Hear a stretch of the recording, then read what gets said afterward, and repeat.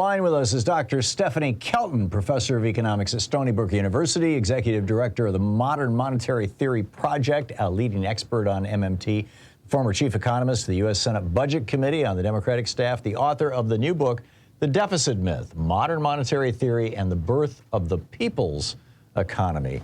Professor or Dr. All of the above, Stephanie Kelton. Welcome back to, and Stephanie Kelton on Twitter. Welcome back to the program.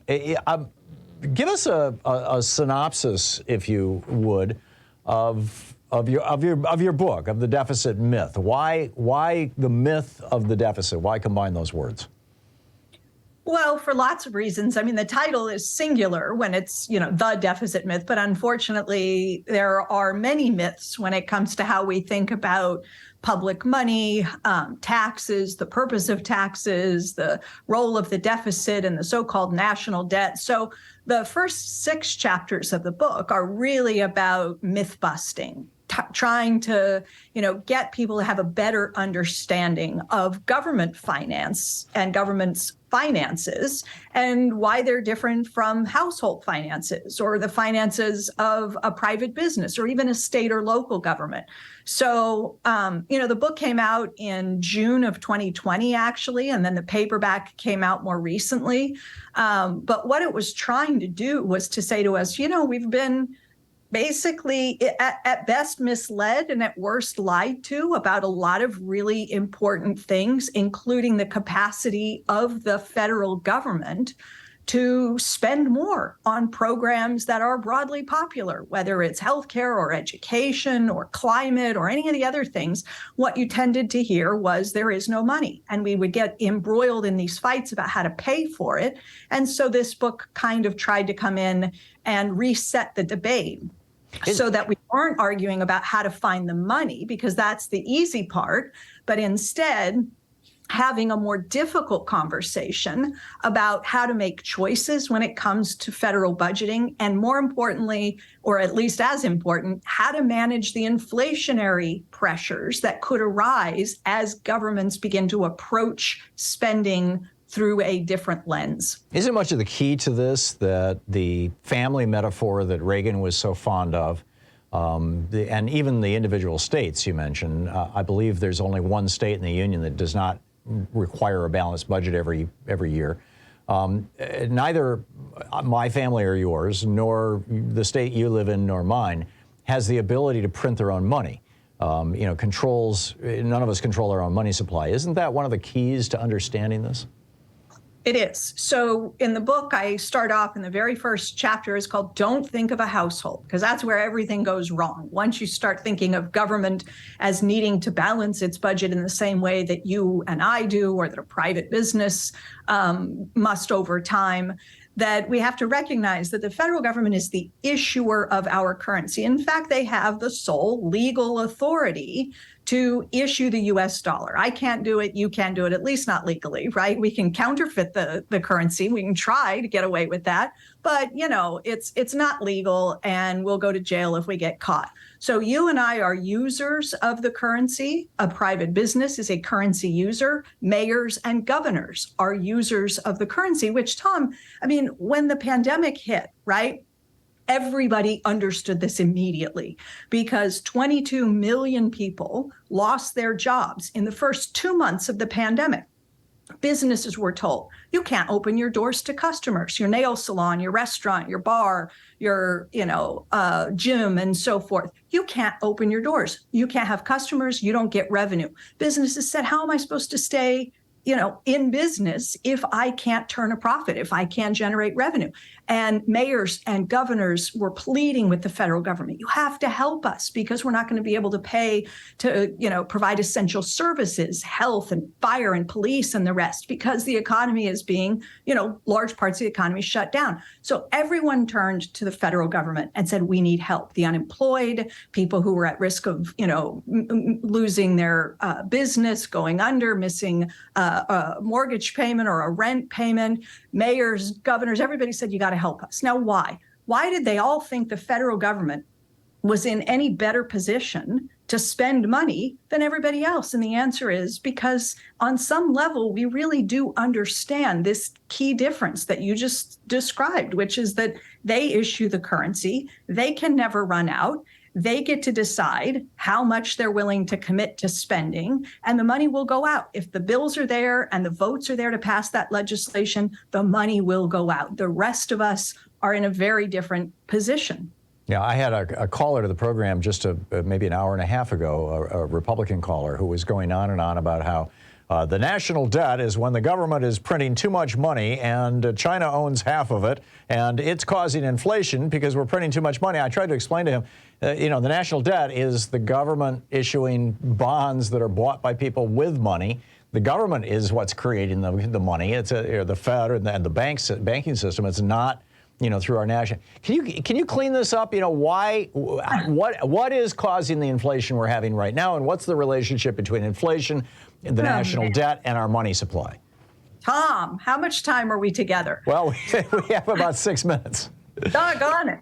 So, okay, first, let's tackle the inflation question, because, this is obviously hotly debated. We've been debating this really for the better part of a year, economists and others. What is really driving the inflation? We knew in the early phase, sort of spring of 2021, when inflation started to pick up, we knew what was driving that. There was something weird happening with used car prices, and that was driving almost all of the increase in headline inflation numbers.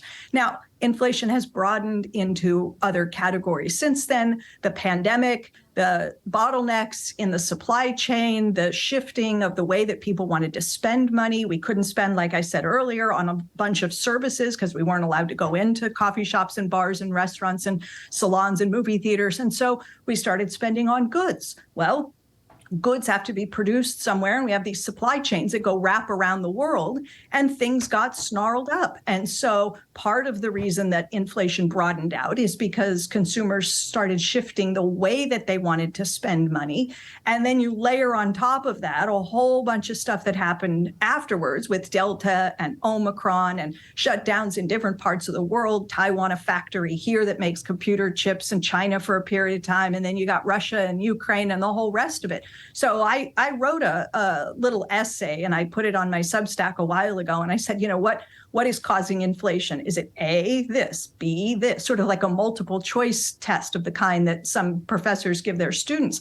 And I said, it's A through Z. It's a little bit of everything. It's concentration in industries that allows, companies with a lot of market power to push prices higher, taking advantage in some cases of the inflationary environment to say, listen, I can more than get away with raising prices to offset the rising costs I'm facing. I'm gonna squeeze out a little bit more. I'm gonna get the consumer to pay even more than it would take just to cover rising wages, rising raw materials and input costs and energy and the rest of it. So profiteering, you go down the list, and the answer is, Z, all of the above.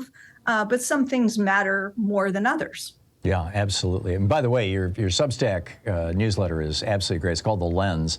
The website is stephaniekelton.substack.com, and I subscribe to it, and I recommend it. I think it's just a marvelous job that you're doing.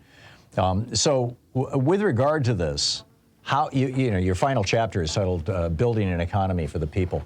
Dr. Stephanie Kelton, where do we begin with this? Well, we were sort of trying, right?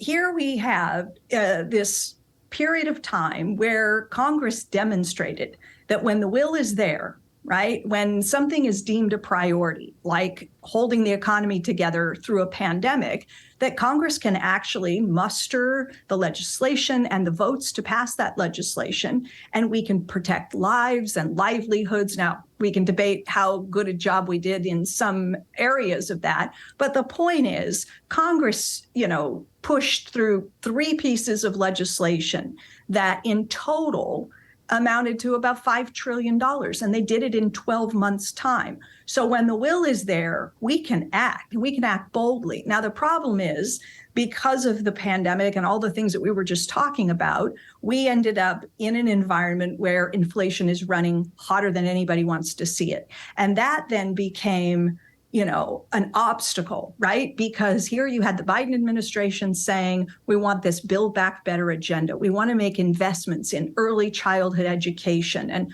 college and healthcare and infrastructure and climate and all the rest of it, and wrap their arms around this pretty ambitious, right? At one point, it was $3.5 trillion they were talking about for Build Back Better.